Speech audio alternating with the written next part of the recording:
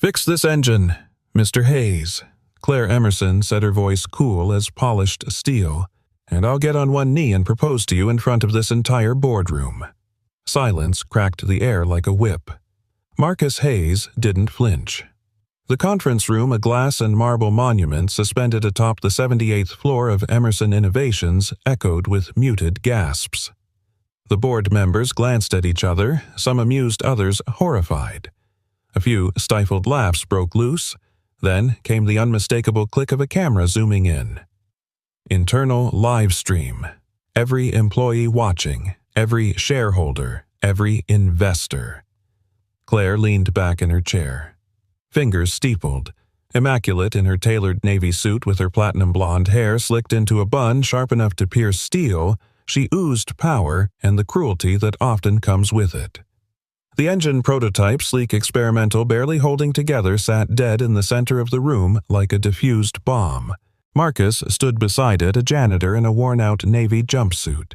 His hands were calloused, smudged with oil. His salt and pepper stubble looked like it hadn't seen a razor in a week. A name patch on his chest read M. Hayes. "Go on." Brooks, the lead investor from Berlin, scoffed. Let the janitor perform his little magic trick. More laughter, more camera clicks, and yet Marcus remained still, calm, like the eye of a hurricane that no one noticed was coming. He gently set down the small red toolbox he'd brought with him, worn faded and scarred by years of repairs on machines no one bothered to understand. His eyes swept over the engine, scanning its every bolt, joint, and circuit. Then he spoke, his voice low but steady. "The problem isn't in your code," he said. "It's in your rhythm." Laughter stopped. Brooks blinked. "Excuse me." Marcus turned to the group, meeting each stunned face without apology. "Machines are like people. You ignore their rhythm." They shut down. Claire's eyes narrowed. "We've spent $14 million in diagnostics, Mr. Hayes. Spare me the poetry." He looked at her, then really looked. Not as a CEO, not as a woman trying to protect her crown. Just another human, exhausted and proud and afraid to show it. "You made a bet," Marcus said, quiet enough that the room leaned in. "Now, let me show you what's worth betting on." A ripple passed through the room, something unnameable. Unease. Intrigue. Claire opened her mouth, but the words caught in her throat. For the first time in years, she didn't know whether she wanted someone to fail or to prove her wrong. A few hours earlier, the engine had failed its fifth demo. Investors were pulling out.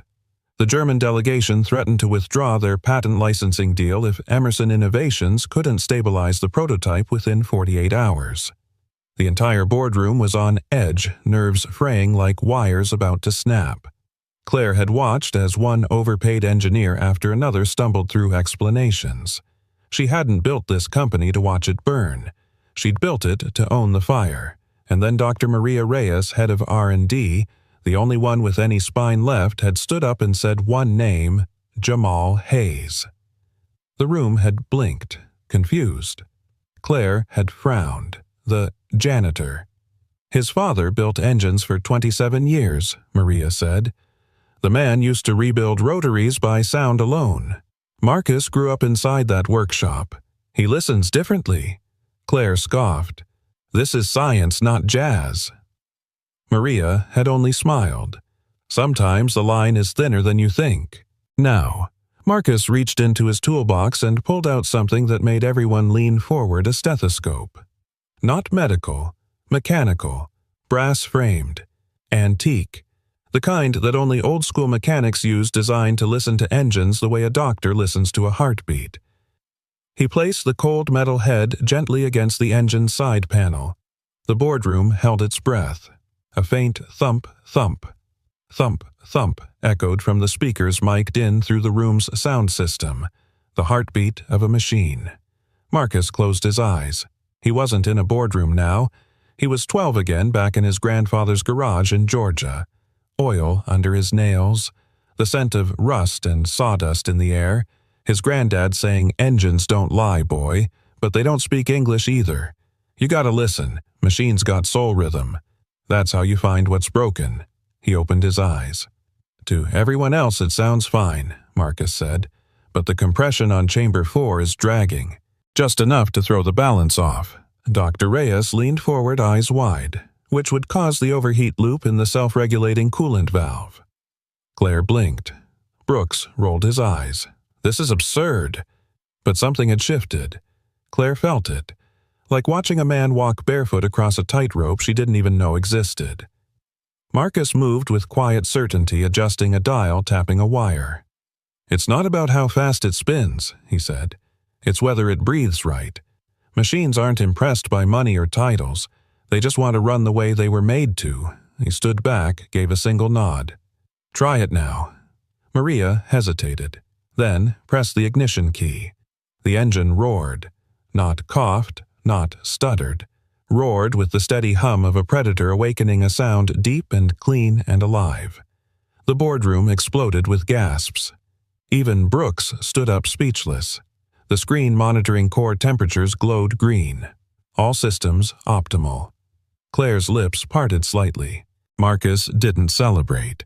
He simply folded the stethoscope and placed it back into the box. Claire stood, walked slowly toward him. She looked at the engine, then at him. "Who are you?" she asked, quieter than she expected. He met her eyes. "A janitor," he said. "But more importantly, I'm a father." And with that he turned and walked out, toolbox in hand. But before the elevator doors closed, he paused and for just a second looked back. Claire caught the flicker in his eye. Not arrogance. Conviction. And for the first time in her entire career, she didn't feel like she'd just won. She felt like she'd been seen. The elevator groaned slightly as it descended, carrying Marcus away from the 78th floor of power and scrutiny. He didn't look back. Tucked under one arm was his red toolbox. In his other hand, carefully folded, was a drawing crayon on printer paper, a child's rendition of an engine shaped like a heart, pulsing rhythmically with arrows pointing to each piston, the heartbeat machine. Nora had drawn it the night before. He had promised her, half-joking, that he'd take it with him like a good luck charm. But right now, as the world upstairs still reeled from what just happened, that drawing felt more like an anchor to the only world that really mattered. His world. The apartment in Harlem wasn't much. 2 small bedrooms, a galley kitchen, walls thin enough to hear neighbors argue about laundry or lose their minds over Knicks games. But to Marcus, it was a temple.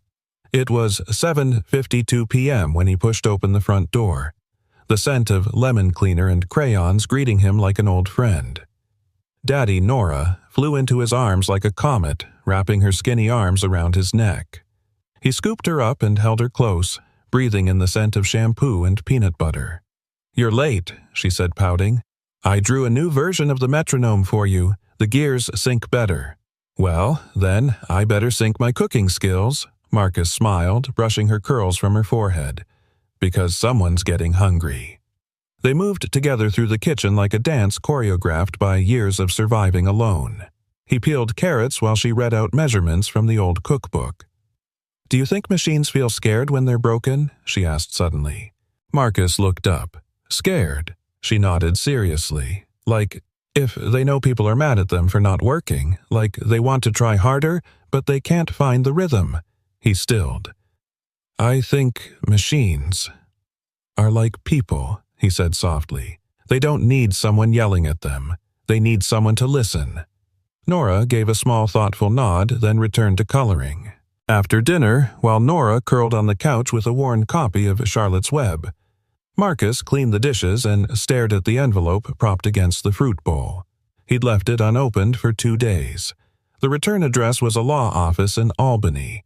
Inside, he already knew, was a formal petition from his ex-wife. She wanted to reevaluate custody. She had remarried. Had a real house now. Health insurance. Stability. The phrase, best interest of the child, had been underlined. Marcus dried his hands and opened the envelope. "You have 21 days to respond. Failure to demonstrate adequate financial stability may result in modified custody." He stared at the words until they blurred.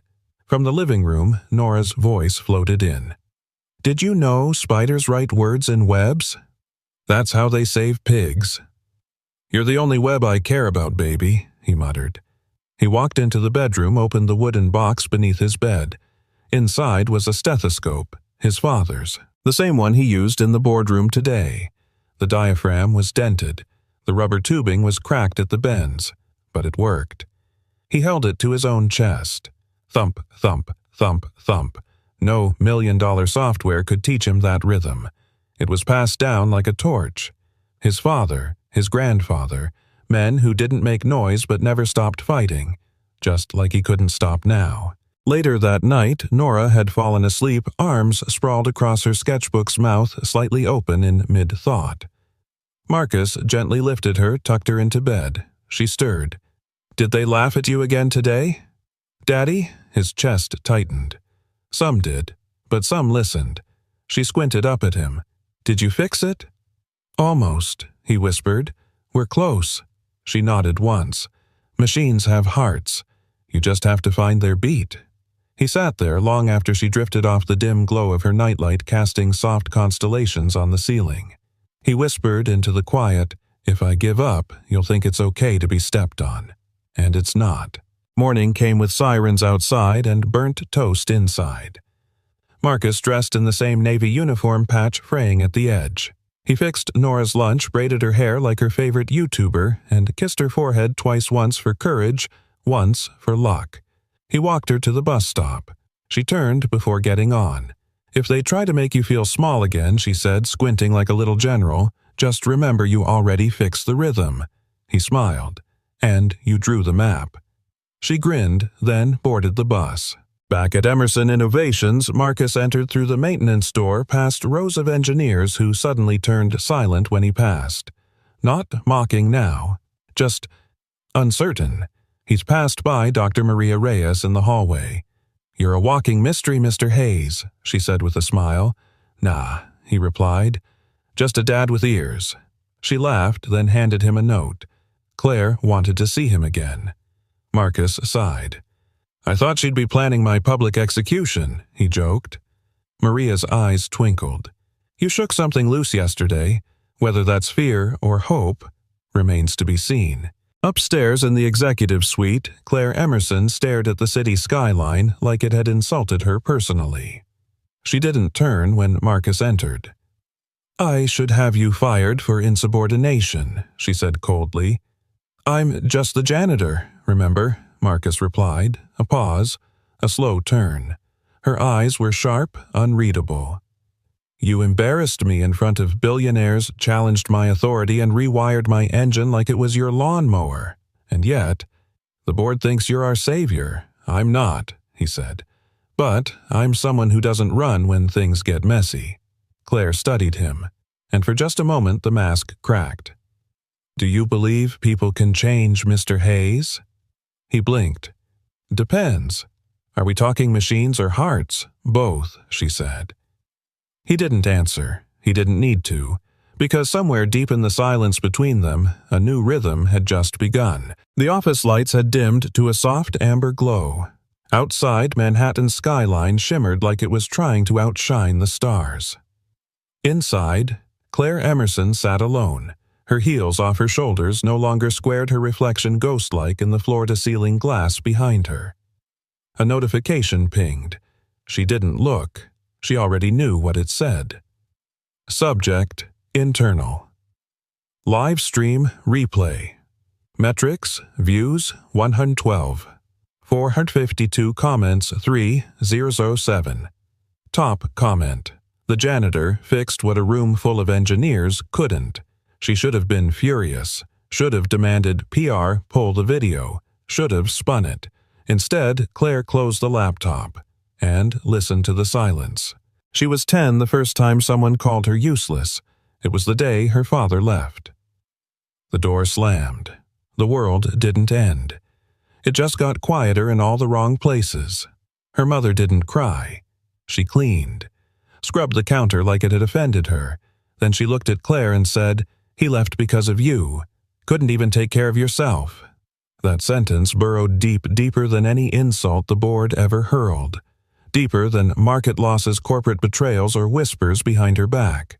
She'd built an empire atop that one belief: I am only as valuable as I am needed.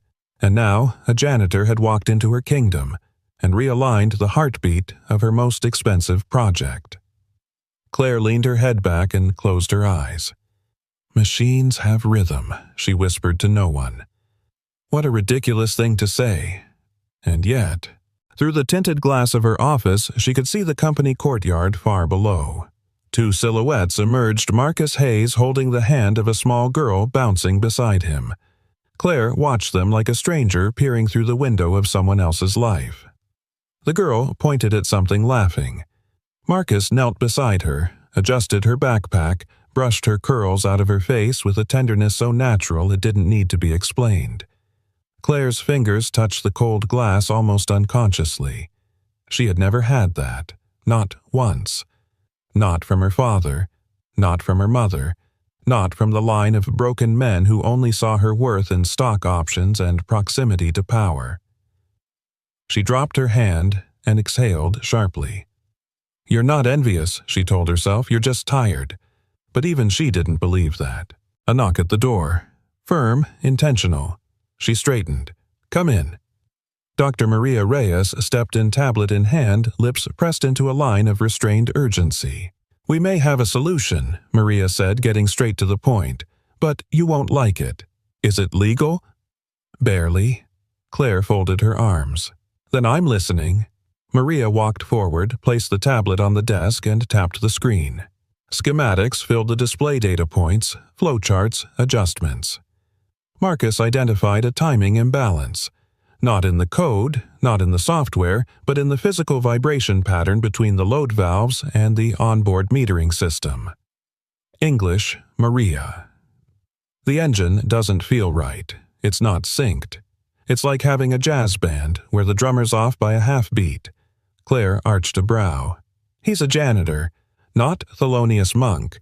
He's also the only person who got it to run clean for 18 minutes straight. Claire looked at the screen again. "You want to put him back in the room." Maria didn't blink. "Give him 2 hours, fully monitored. Live stream to the company. Let the data speak." Claire scoffed. "If he fails, I look desperate. Weak. I've already been laughed at once this week." Maria said nothing for a beat. Then quietly, "But if he succeeds, you look like a visionary who saw value where no one else did." Claire stared at her, then slowly, almost reluctantly nodded. Later that night, she sat alone again. This time in the executive lounge, the fire crackling low in the modern stone hearth. A glass of untouched scotch sat beside her laptop. The video was still up. She hit play. Marcus in his uniform, hands steady, eyes calm, not seeking approval, just present. She paused the video at the moment he placed the stethoscope on the engine. The screen froze, framing his face in shadows and gold light, and for some reason she couldn't quite name. Her chest tightened. She didn't hear the footsteps, didn't notice the door open, but she felt it some kind of shift in the room. When she turned, Maria was back. "Tomorrow, Maria said he'll be in Sub Bay 7 at 10 a.m. Full live stream. I've cleared it with legal." Claire nodded once. Then, after a long pause, said something no one had ever heard her say aloud. "Do you think he hates me?" Maria's brows lifted slightly. Claire shrugged, too honest to hide behind sarcasm for once. "I humiliated him," she said, "publicly. I mocked him, made a spectacle of his work, and he still fixed the engine." Maria tilted her head. "Maybe he didn't do it for you." Claire blinked. Maybe, Maria continued, he did it for someone who believes in him when no one else does. There was silence. Then Claire asked, softer this time, "What kind of man does that?" Maria smiled. "The kind of man who doesn't measure worth by who's looking." When she was alone again, Claire opened her drawer and pulled out a photograph. Faded, curled edges. She almost never looked at it anymore, her at 10 years old. Sitting on the back porch steps, her father in the background walking away, her mother arms crossed scowling at something out of frame, Claire in the center. Forgotten. She traced the outline of the little girl's face. "You built walls," she whispered, "because doors never opened. But maybe, just maybe, there was something on the other side worth letting in." The announcement came just after sunrise. A company-wide alert pinged through the Emerson Innovations app, Slack channels, even desktop screensavers. Today at 10:00 a.m. Sub Bay 7. Prototype test final attempt. Live stream access for all departments. 2-hour limit. Supervised by Dr. Maria Reyes. 300 employees paused their coffee. Some chuckled. Others raised brows. A few exchanged texts like the janitor's back. Wait, is this real 2 hours? That's insane. Popcorn status activated. And, far above on the executive floor, Claire Emerson stood by the glass again, arms folded, lips unreadable, as the city below blinked awake. Sub Bay 7 was never meant for theater. A concrete underbelly of the building it was where experimental components went to die or resurrect. Fluorescent lights buzzed above metal grates. Oil stains marked the floor like old wounds. Monitors lined the side wall streaming diagnostics in real time. Marcus Hayes stood in the middle of it all, toolbox in one hand, folded paper in the other, Nora's drawing. He placed it beside the ignition console like a talisman. Dr. Maria Reyes stood by his side, clipboard in hand, mic'd to the control room. "Timer starts now," she said into her comm. 2 hours, full transparency. The live stream flickered to life across the company. Offices, cafeterias, even investor lobbies. Everyone watching. Everyone waiting to see if the janitor would crash and burn or pull off the impossible. Upstairs, Claire watched from her office. Brooks, the German investor, appeared on her screen via Zoom. "This is madness," he snapped. "You're staking your reputation on an uncredentialed man." Claire didn't blink. "We've tried credentials. They failed. You're emotionally compromised." Her voice stayed cool. "That's rich coming from a man whose ego flared the moment someone in a jumpsuit outperformed your golden boys." He leaned in. "If he fails, I'm pulling my funding." Claire met his stare. "And if he succeeds, I'll expect an apology." Down in the bay, Marcus removed the engine casing. Quiet. Focused. Not dramatic. Not rushed. He wasn't performing. He was listening. He slipped the stethoscope on again. Not for show, because this was the only way he knew how to hear machines. Thump, thump, thump, thump, thump. He closed his eyes. This engine wasn't broken, it was confused. Out of sync, like a heartbeat skipping when it should dance. "Metric bolts on an imperial chassis," he muttered. "That's why it's breathing sideways." Maria blinked. "What?" He pointed. "See the torque backlash on that shaft half-millimeter shift. It's not the software, it's the frame. Your algorithms are compensating for hardware that was never calibrated to the same tempo." He stood and wiped his hands. "This thing doesn't need brilliance, it needs balance." Across the live stream, engineers started scribbling notes. Some gawked. Others nodded slowly. Because it made sense. The room temperature shifted. 37 minutes in. Investor Brooks texted Claire. "What is he doing to the torque vectors?" Claire replied without looking, fixing them. "Bring me the damper kit," Marcus said. A young tech assistant, Amelia first-year MIT dropout turned intern, rushed over with the parts. Her hands shook slightly. "Don't worry," Marcus said softly. "We're not trying to impress the suits. We're just trying to make it breathe right." She looked at him like no one had spoken to her like that before. Claire watched. And for a second she forgot about share prices, forgot about Brooks, forgot about the board. She watched his hands. Steady. Intentional. He wasn't just repairing, he was listening. And, for the first time in her career, Claire Emerson realized she had no idea how anything truly worked. She had only ever known how to control. With 48 minutes left, Marcus stepped back. "Start it," he said. Maria hit the ignition. The engine purred. Clean, balanced, harmonized. Diagnostics flowed green. Load cycles smooth. Vibration levels optimal. In the cafeteria, spontaneous applause erupted. On Slack, number freaking. Way. Bro, he did it. The janitor is him. But up in the boardroom, Brooks was stone-faced. "I want a full forensic analysis," he growled into the call. Claire tilted her head. "Why?" "You don't trust what you see." Brooks narrowed his eyes. "Machines don't lie. but men do. Back in Sub-Bay 7, Amelia smiled. "You just saved the project," she whispered. Marcus didn't smile back. He looked at the data again. Something twitched in his expression. Offbeat? Barely there. Maria noticed. "What's wrong?" He leaned in. Recalculated. No. It was too smooth. Too perfect. "We're not done," he said flatly. Maria blinked. "Marcus, the readings are optimal. Someone's tampered with it." Amelia froze. Tampered? He pointed at the pressure readings. "The preload on this bearing is off by just enough to pass inspection, but not enough to survive under actual field conditions." Maria's face dropped. Sabotage. Marcus turned slowly to face the observation camera. His voice was calm, controlled. "I'll fix it again," he said. "Even if someone wants me to fail." Upstairs, Claire's blood ran cold. Because for the first time she wasn't just watching a man fix a machine. She was watching someone risk everything for something bigger than himself, and she couldn't decide what rattled her more, that he was right, or that someone inside her company wanted him to be wrong. The silence in Sub-Bay 7 was louder than any alarm. The engine had coughed, roared, then died again. At minute 18, just as the reading stabilized, smoke coiled from the intake valve like a warning signal. The live stream cut to static.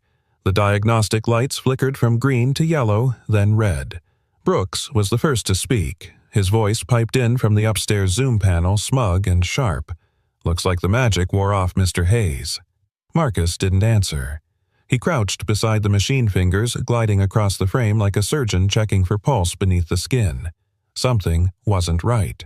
The hum was off, not just broken, betrayed. He leaned in, pressed the old brass stethoscope to the engine casing. Thump, thump, thump, thump. No, that wasn't rhythm, that was resistance. Claire stood stiff in her office, arms locked across her chest, the live stream frozen on her secondary screen.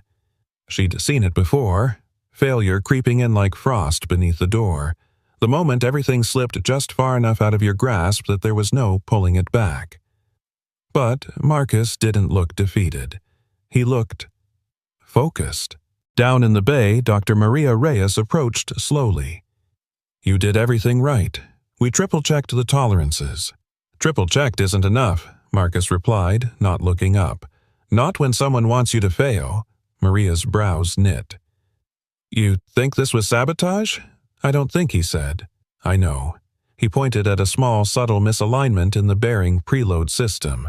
Barely visible, barely detectable, but enough to cause a slow-burn failure. "This wasn't fatigue," Marcus muttered. "It was intentional." From the observation platform, Amelia gasped. But who would... She stopped herself. The answer was obvious. Half the engineering floor resented Marcus. Some had been passed over, others embarrassed, a few just offended that a janitor could hear what they couldn't even see. Maria's voice dropped. "Do you want to pull the plug? File a formal complaint?" "No." Marcus stood. "I want a wrench." He turned to the camera. "Put the stream back on," he said calmly.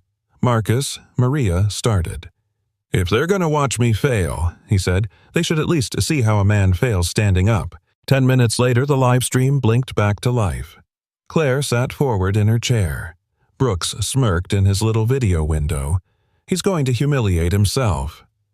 Claire didn't reply. She just kept watching. Marcus rolled up his sleeves and reached into the engine like a man playing a piano he'd rebuilt with his bare hands. Each movement was purposeful, clean. He adjusted the preload manually, discarding the auto-calibration specs. He removed the sabotaged damper and replaced it with a hand-filed stabilizer he'd made years ago for a diesel compressor that coughed like a dying bull. He remembered his grandfather's words. "If a machine won't speak, teach it how to hum again." He whispered to the engine like it was a child scared to wake up. Nora's drawing peeked out from his shirt pocket. A heart beating in perfect rhythm next to the words, "Even machines need someone to believe in them." He closed the casing, wiped the sweat from his brow, and turned to Maria. "Let's try again." This time, the engine didn't just start, it sang. A deep, low, resonant hum filled the room, the kind of sound that wraps around your chest and settles into your bones. Every meter leveled, every pressure point held. The airflow was seamless, temperature cool, timing impeccable. The chat exploded. No way! He fixed a sabotaged engine. Bro, he's like... The engine whisperer. Maria whispered almost reverently, "It's perfect."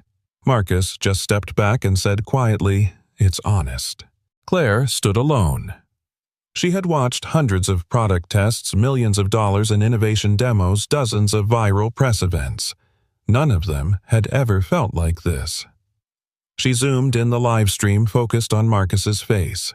The quiet pride, the restraint. He wasn't there for the applause. He wasn't expecting redemption. He just wanted the thing to work right because someone believed it could. And for the first time, Claire felt something she hadn't felt since she was a child sitting by her father's busted cassette player, hoping he'd fix it just to prove he still loved something, hope. The engine idled to a perfect stop. Not because it failed, because it didn't need to prove itself anymore. Maria turned to Marcus, her voice catching. "Why didn't you tell me someone tried to sabotage you?" He shrugged. "Because then the story becomes about the one who tried to break it when it should be about the one who made it whole again." Maria stared at him. "You realize that's something people are going to remember, right?" He looked at her. "I hope she does." Claire felt her breath catch, because she knew he meant her. Later that evening, as Marcus packed up, Amelia approached. She held out a printout, his diagnostics signed and verified. "You just broke 3 internal performance records," she said. He nodded, quietly placing the stethoscope back in its box. "You're not mad?" she asked. He looked at her. Being angry is easy, listening's harder. Then he left toolbox in hand, shoulders tired but eyes still steady. Back in her office, Claire rewatched the stream. Paused it. Right at the moment where Marcus lifted Nora's drawing to his chest before the final fix. She stared at it. A heartbeat machine. Simple. Crude. Crayon-colored, and more meaningful than half the patents in her name. She whispered aloud, barely more than breath. "You didn't fix a machine today. You fixed something in me." The engine coughed once, then silence. Not the peaceful kind, but the kind that falls hard like a dropped wrench in a prayer room. At 14 minutes and 37 seconds, the miracle failed. Smoke slithered from the coolant line, slow and accusing. A faint alarm beeped twice, then again sharper. The live stream froze on the image of Marcus's face, not surprised, not panicked, but hollow-eyed with a strange, restrained clarity. Then came the laughter. Upstairs in the executive suite, Brooks leaned back in his chair with a grin that stretched too far across his face. "Well," he said, sipping his espresso, "even Cinderella's night ends at the stroke of 12. In the hallway outside the test bay, Marcus stood by the vending machine. His knuckles rested gently against the glass, not from anger, but to ground himself. Inside his pocket, Nora's drawing had curled at the corners, a little damp from the heat and pressure of a long day. Maria walked up slowly. "We're pulling the stream. Tech will cite a malfunction." He shook his head. "No, let them see it." She blinked. "Marcus." "The truth doesn't need protecting," he said. "Just someone willing to hold it when it's ugly." Maria hesitated. "Do you really think someone inside sabotaged it?" He didn't answer immediately. Instead, he looked toward the control console where a fresh set of logs was printing. He tore it off the tray, scanning lines like a conductor reading a corrupted score. "There," he said, pointing. "Preload on the left bearing was retorqued to 18.2 foot-pounds. That's not what I set it to." Maria's jaw clenched. "That's deliberate." "Yeah." "And dangerous." "Yeah." Upstairs, Claire watched the replay frame by frame. The moment the torque fell out of sync. The flutter in the coolant sensor.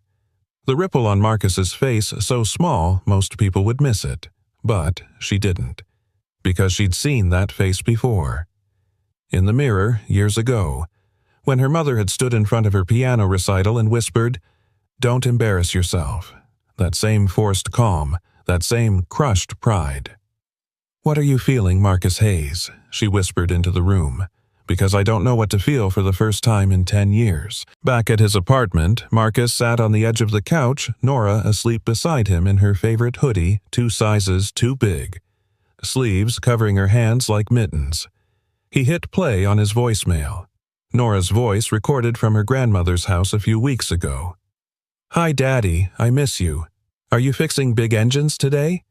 Just don't hit them too hard." "Okay." Machines get scared when people yell. You always say they work better when you whisper. He smiled weakly, then pressed his palm to the old wooden box that sat beside the couch's father's repair kit. Inside was a worn photo of Marcus as a child standing next to a beat-up tractor and a man with hands as big as dinner plates. Scrawled on the back, "Don't fix it angry. Fix it because it deserves to run." The next morning, Marcus was already in Bay 7 before anyone else arrived. Amelia stepped in 10 minutes later, eyes wide. "You're early. Couldn't sleep." She hesitated. I wanted to tell you something." He turned curious. "I saw someone go into the bay last night. After hours, I didn't think anything of it. But now—" Marcus waited. It was Renner, one of the senior engineers. He nodded. "Makes sense." "You're not mad?" "No," Marcus said, quiet. "Just tired of people thinking someone else's rise means their fall." Amelia looked down. "That's not what he's afraid of." "What then?" "That you might be right, and he's never been the guy who feels machines." By noon, Claire called an emergency executive meeting. The mood was thick. Brooks arrived late, coffee in hand. "What's the damage report?" Maria laid down the sabotage evidence on the table. "Torque shifts. Metadata logs. Unauthorized access after hours." Claire didn't blink. Someone inside tried to kill the engine. Brooks raised an eyebrow. "Then fire the janitor. End the circus." Claire looked directly at him. He caught the sabotage. "Your circus has just embarrassed someone else knew how to tame the lion." A beat of silence. Then she added, "And we're not firing him." That evening, as the sun began to fall behind the skyline, Claire did something she hadn't done in years. She left the building with no chauffeur, no driver, no assistant. She walked 2 blocks, then 3. Until she found herself outside the old brick building in Harlem, where an apartment light on the 3rd floor flickered with the soft hum of life. She stood across the street, hidden in shadow. In the window, she saw Marcus, sitting on the floor surrounded by parts, teaching Nora how to screw a bolt into a wooden block. She giggled every time the thread squeaked. He didn't teach with diagrams or instructions. He taught with presence, with patience, with a belief that the tiniest parts still mattered. Claire placed a hand to her chest.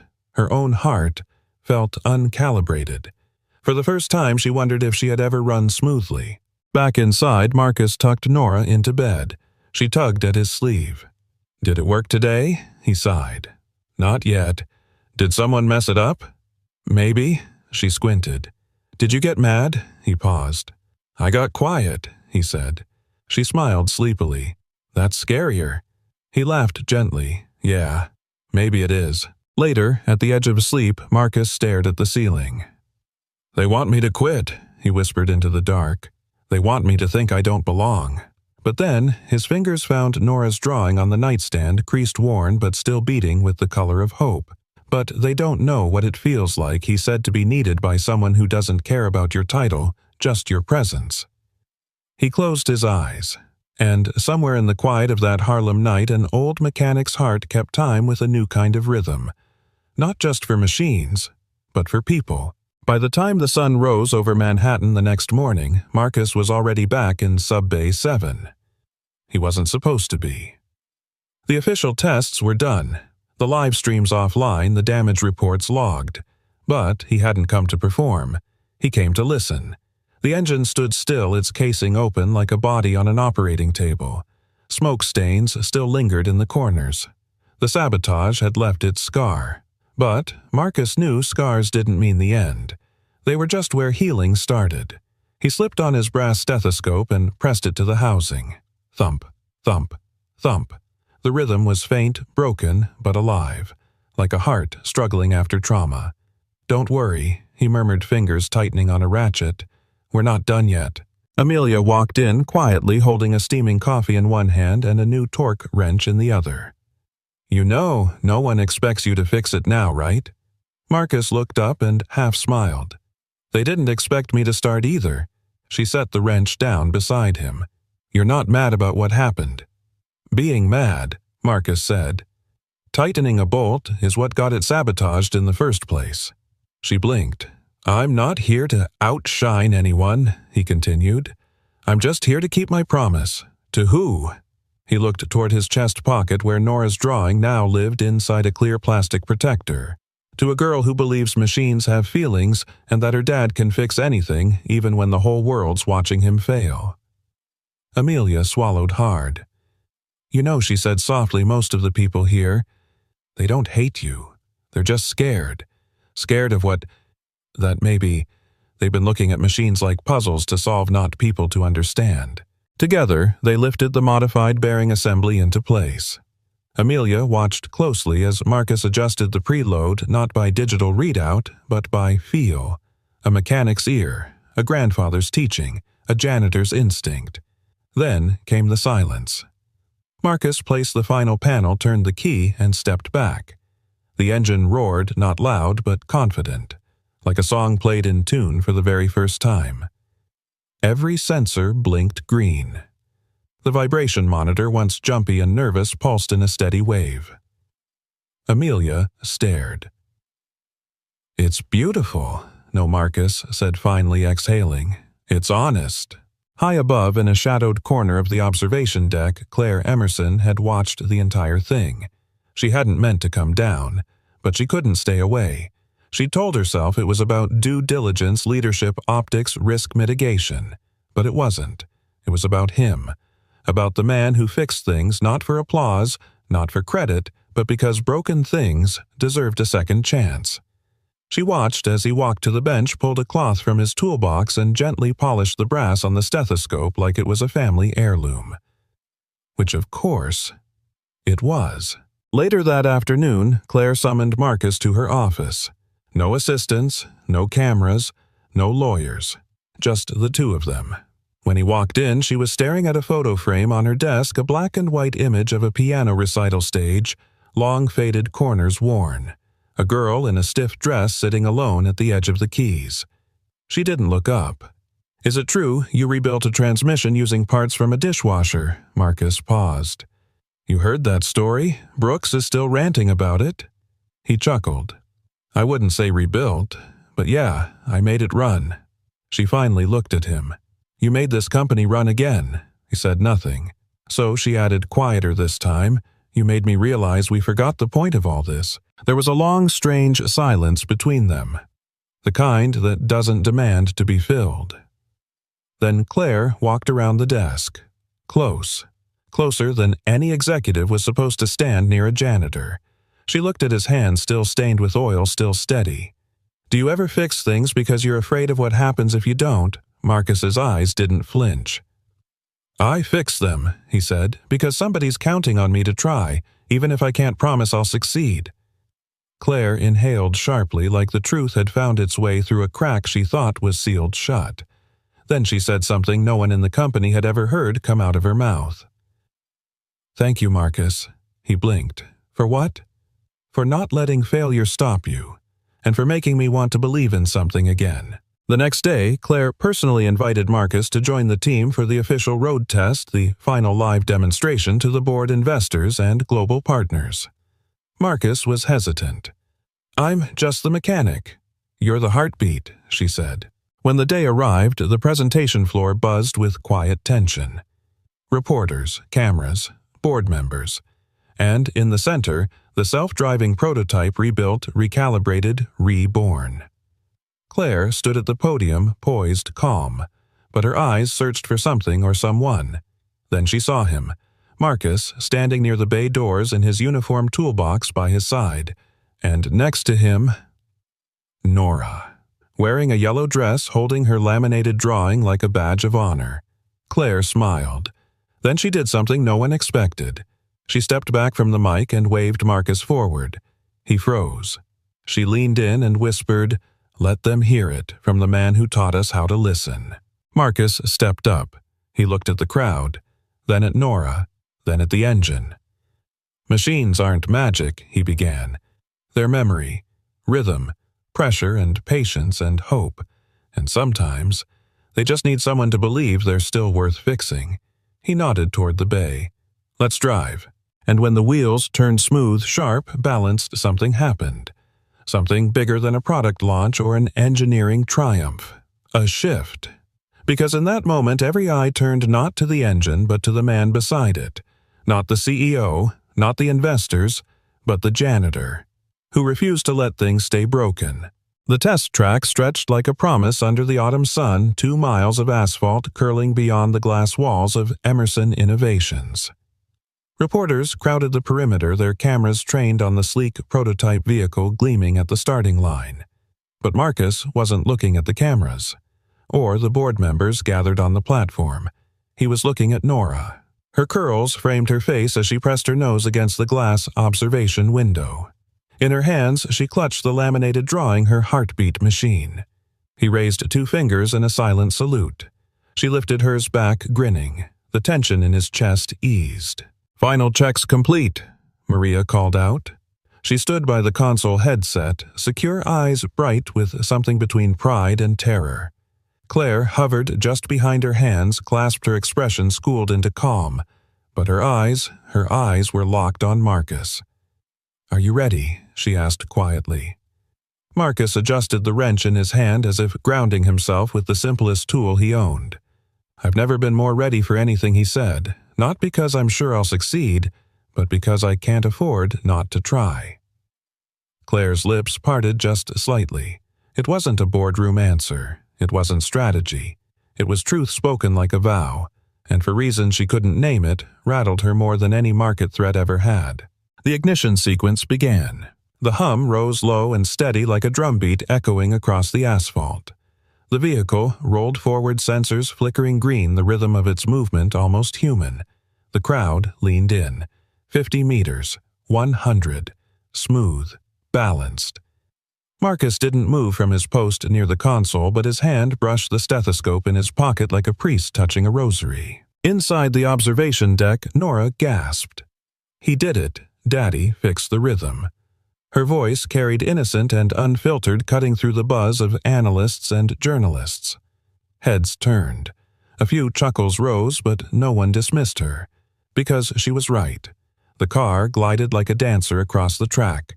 Sharp turns, clean acceleration, no stutter, no hesitation. Maria whispered into her mic, "All systems optimal." And for the first time in weeks, the board erupted in applause. The test ended with the car pulling smoothly back into the bay. The crowd cheered.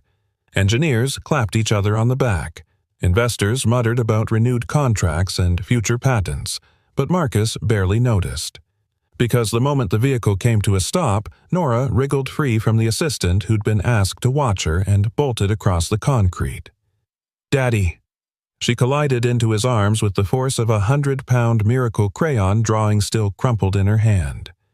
"I knew you'd do it," she cried. "I told everyone you would." He lifted her, holding her tight, his eyes closing against the sting of tears he hadn't allowed himself to shed in public. "I didn't do it alone. Peanut," he whispered. "You reminded me how to listen." From the platform, Claire stood frozen. Her polished shoes rooted to the ground, her breath caught in her throat. Because what she saw wasn't an engine's success. It was a father's victory. The kind she'd never known. The kind she'd never had. She found herself clutching the railing as if it were the only thing holding her upright. For a moment, envy rose sharp and bitter. But then it softened, folding into something unfamiliar, something dangerously close to longing. Later, as the crowd dispersed, Claire approached Marcus where he stood with Nora balanced on his hip. The girl's laughter still rang like chimes in the fading sunlight. Claire's heels clicked softly against the pavement. She stopped just close enough that Marcus had to look at her. Their eyes met. "Congratulations," she said evenly. "Don't thank me," Marcus replied. "Thank her." He nodded at Nora. The child beamed, holding up her drawing like a medal. Claire crouched, slightly surprising even herself. She met Nora's gaze. "Is it true?" Claire asked softly. "You believed in him the whole time?"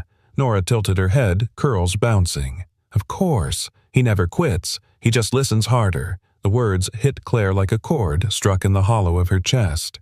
She swallowed. "That's a rare gift." Nora shrugged childlike. "It's just Daddy." When Claire rose, Marcus was watching her, and for the first time his expression wasn't wary, wasn't guarded. It was curious. She held his gaze. "How do you do it?" she asked suddenly, her voice quieter than the hum of the cooling engine. He frowned. "Do what keep going when everything around you says stop." Marcus shifted Nora to his other arm, the motion natural protective. He thought for a long moment before answering. "Because stopping isn't just about me," he said finally. "If I quit, she learns quitting is an option, and I can't teach her that, not when the world already wants her to believe it." Claire's throat tightened. She turned quickly before anyone saw the glint of moisture in her eyes. That night, long after the reporters filed their stories and the investors signed their provisional contracts, Claire sat alone in her penthouse. The city sparkled beneath her, an empire of glass and light. She held a glass of wine she couldn't bring herself to sip. On her desk lay a printout from the test, all systems optimal. 0 faults detected. But what echoed louder than the numbers was the sound of a child's voice. "He never quits. He just listens harder." For the first time in years, Claire Emerson wondered if maybe, just maybe, power wasn't the only rhythm worth chasing. The applause was still echoing when the first email hit. Subject: urgent. HR review and legal escalation from legal@emersoninnovations.com. To Claire Emerson. CEO Claire didn't finish reading it until the crowd had cleared and the test vehicle had been wheeled back into its vault. Her knuckles tightened as she scrolled. Attached was a compiled internal investigation sparked by anonymous tips highlighting hostile workplace culture and, most notably, a clipped recording of her proposal to Marcus Hayes in the boardroom weeks prior. The line was damning in isolation. "Fix this engine, and I'll get on one knee and propose to you." Out of context, it sounded like a cruel dare, a threat, a humiliation wrapped in power imbalance. And now it was Exhibit A in a rapidly evolving HR storm. Elsewhere, in a much smaller office, Marcus sat still with a yellow envelope in his lap. The return address read, Law Offices of Deborah Fine and Associates. Inside, Notice of Custody Review Hearing, Family Court, Albany County. His ex-wife had filed for full custody. The reasoning was printed cold and clear. Unstable employment, irregular income, housing insufficient for child well-being. Attached was a screenshot him in his janitor uniform holding a wrench. Captured from the live stream. Next page, a notarized statement.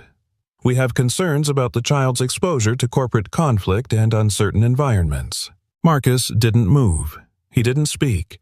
He just stared at the envelope like it had called him a name he didn't deserve.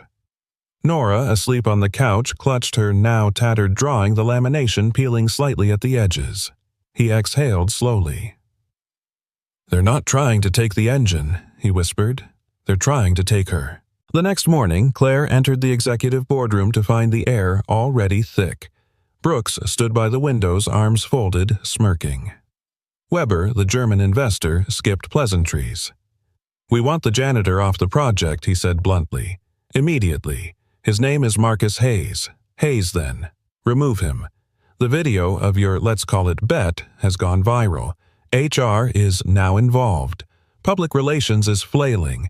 This is a distraction." Claire glanced at the legal advisor seated beside her. "Do we have cause?" The lawyer adjusted her glasses.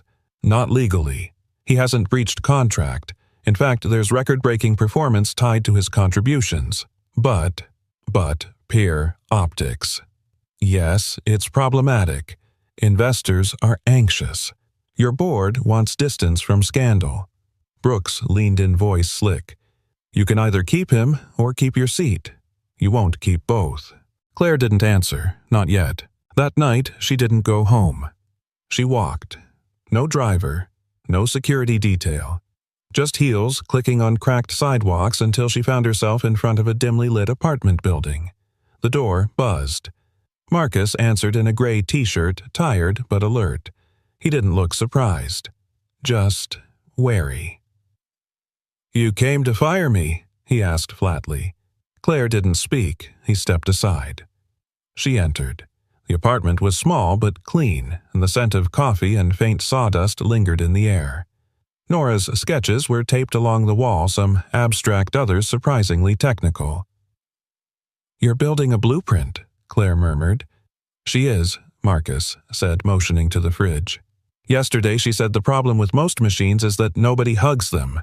Claire gave a soft, breathless laugh. It felt unfamiliar on her tongue. Marcus finally looked her in the eyes. "So, what's it gonna be?" She studied him. "The board wants you gone." "I figured. They want to separate you from the project." Quietly. "And you?"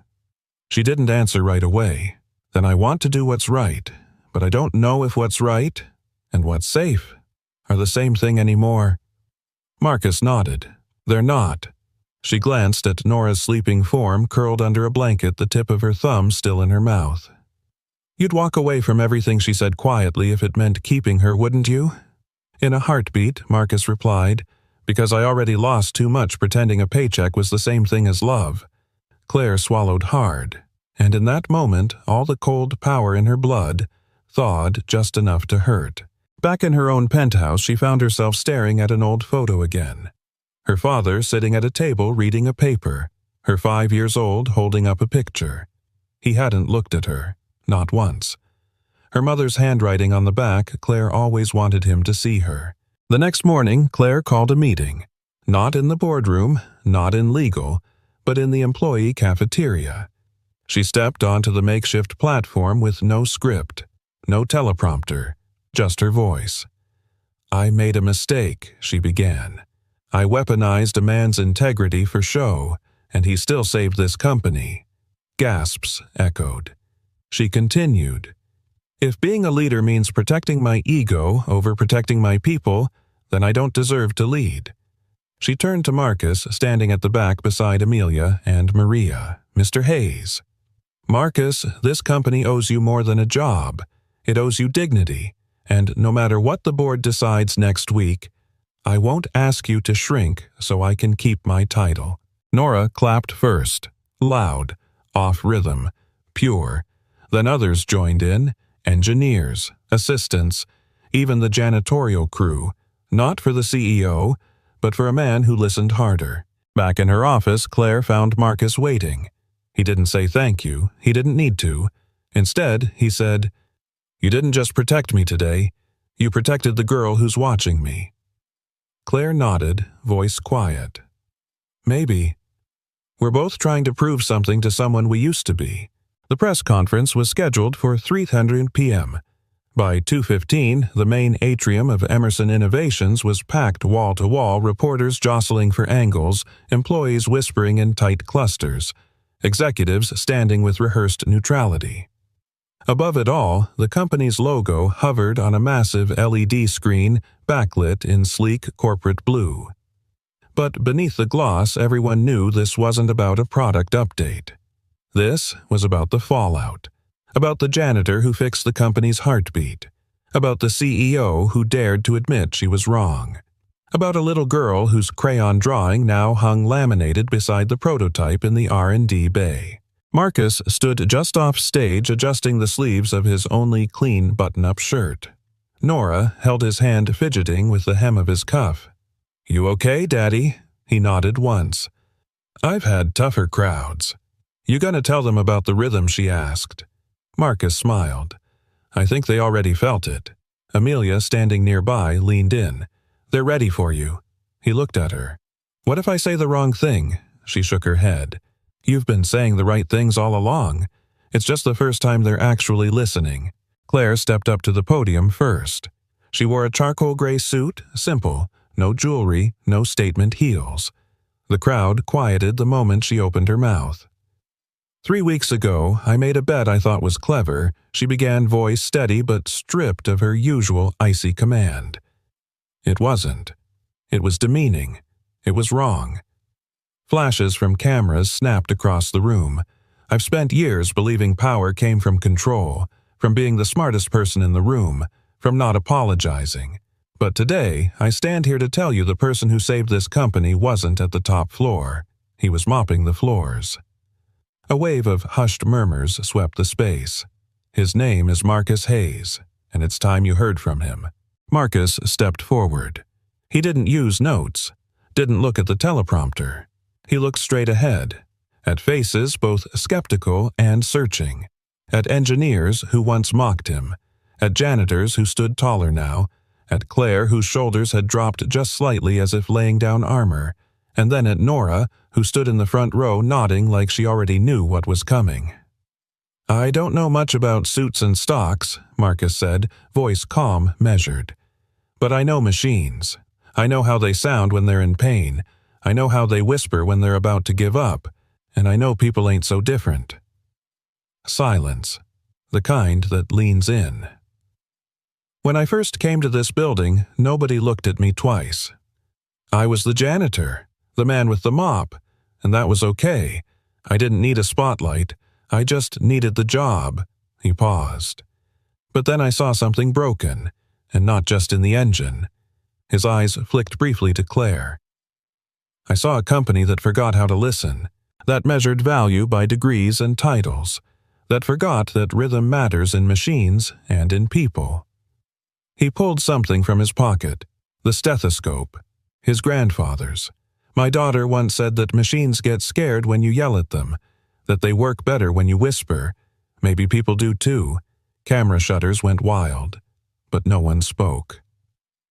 I'm not asking for applause. I'm asking for attention, for janitors and line workers and cafeteria staff, for every person you pass in the hallway without a glance, because if this company can't hear the heartbeat of its own people, it doesn't matter how fast the machines go. He looked directly at Weber and Brooks. We all make it run. The room erupted into applause, real, sustained. Some employees stood, others wiped their eyes. Nora beamed. Claire returned to the mic.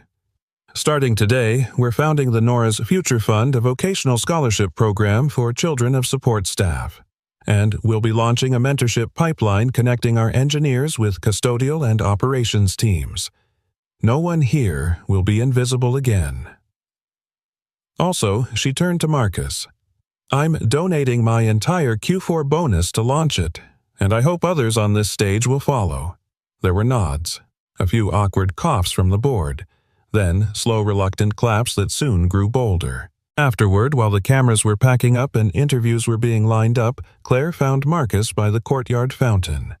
He was sitting with Nora, tying her shoelace. The girl giggled at something he whispered. Claire waited until they were finished. "You didn't have to come today," she said. "Didn't feel right to stay quiet." She nodded. "You spoke like a leader." "I spoke like a father." She looked down. "That's something I never had." "Not really." Marcus's voice softened. "Then you know how much it matters." She nodded. Then, with a strange hesitance, she asked, "Do you think people can start over?" Marcus studied her face. "Only if they stop running from the part that broke first." That hit harder than she expected. Her eyes glistened. "You make me want to believe again, Marcus." He didn't flinch. "Then, believe. Not in me. In you. You still hear the rhythm. You just forgot how to trust it." A breeze swept through the courtyard. Nora leaned her head against Marcus's shoulder. Claire sat beside them, not quite touching, but not distant either. For the first time in years, the silence didn't feel empty.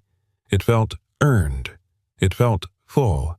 3 months later, the sound of hammers and laughter echoed through the East Harlem Community Center. Not the cold clatter of industry, this was warmer, human, a rhythm made of second chances. Marcus Hayes stood at the edge of a workbench guiding a teenage apprentice through the inner mechanics of an old generator. The boy's hands were tentative but eager. The air smelled of sawdust, metal polish, and grilled cheese from the kitchen next door. Behind them, the newly mounted sign gleamed in the late afternoon sun, the Nora Future Workshop.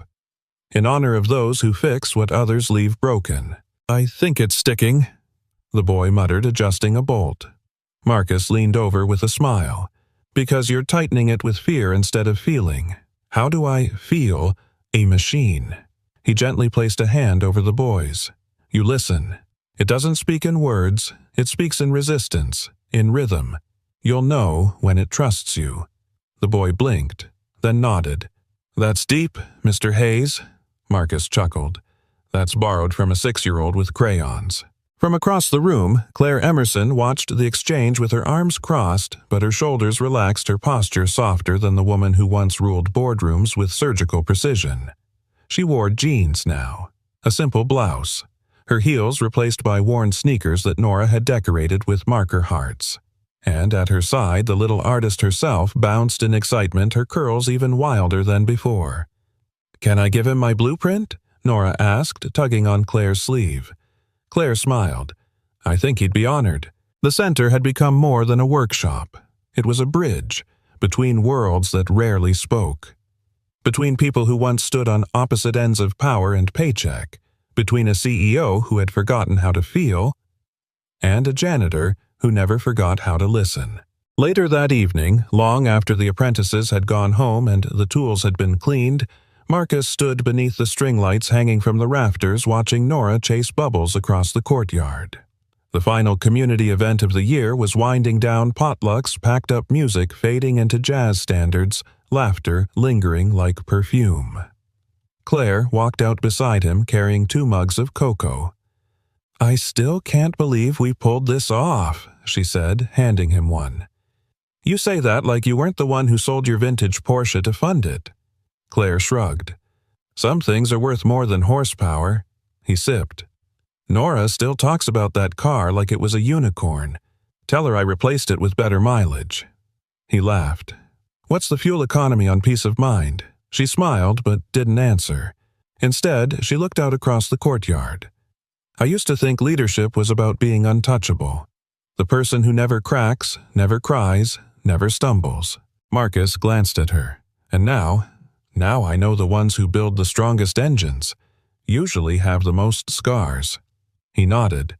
"Sometimes you have to break open to let rhythm in." Across the way, Nora held up a small bottle of bubbles and pointed. "Daddy? Miss Claire. Watch this one. It's the magic kind."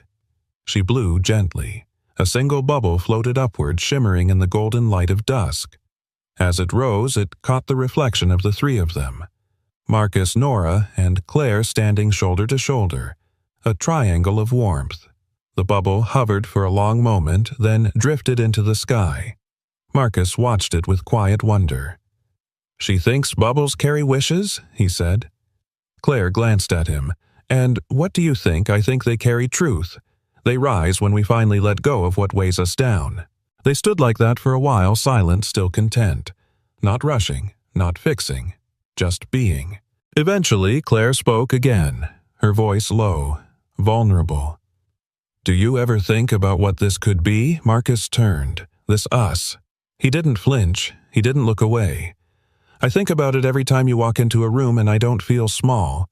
Her breath caught. "I'm not asking for guarantees," she said. "Just space, time." He smiled gently. "You don't have to ask for what already belongs to you." Nora ran up between them, gripping both their hands.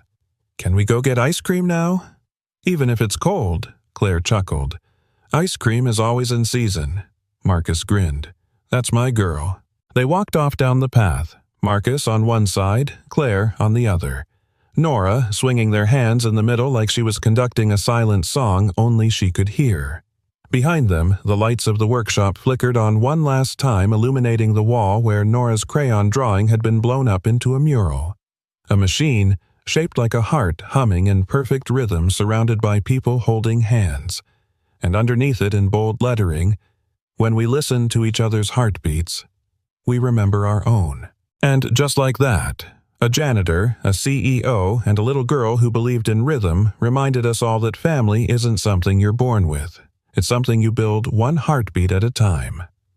What part of this story spoke to you the most? And more importantly, where are you listening from today? Honey, Florida, quiet Oregon, maybe a cozy corner in Texas, or the streets of New York, We'd love to hear your voice in the comments. Drop your thoughts below. And if this story moved you even just a little, please consider subscribing for more heartfelt tales just like this one. Your support helps us keep telling stories that matter, stories that heal, stories that remind us it's never too late to fix what's been broken. Thank you truly for watching. Until next time, keep listening to the rhythm that matters most, the one inside your heart.